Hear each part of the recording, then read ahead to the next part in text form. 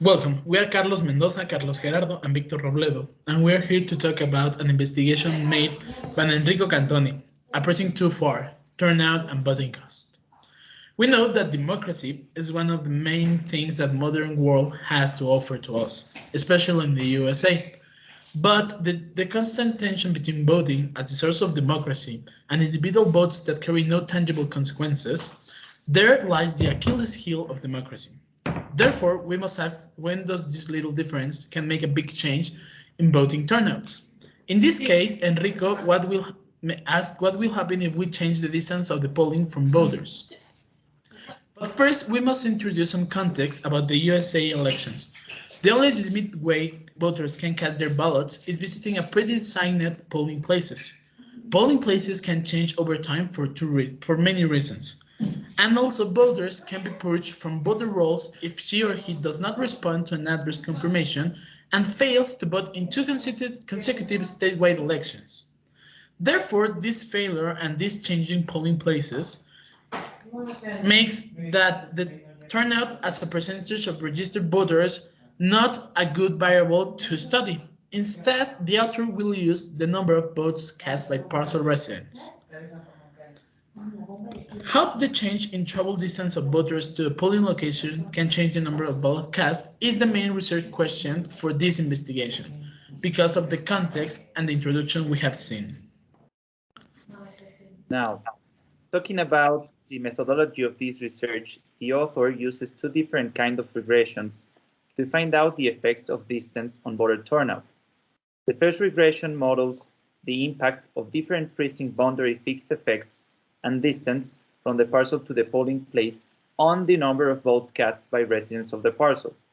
In the second regression, the author employs a matching method between two parcels close to each other in distance, but that differ in polling place, to see if this difference is significant to voter turnout. Now, to see better the intention and methods of the author, we can observe two maps. The first one shows how the author applies the first regression by separating parcels by precinct and comparing distances to the polling places where the intensity of the color represents the proximity to the poll.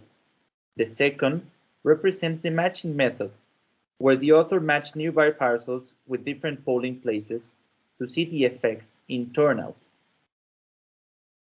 Now, talking about the data used for the econometric methods, Cantoni used GIS maps, census information, and polling databases in the USA.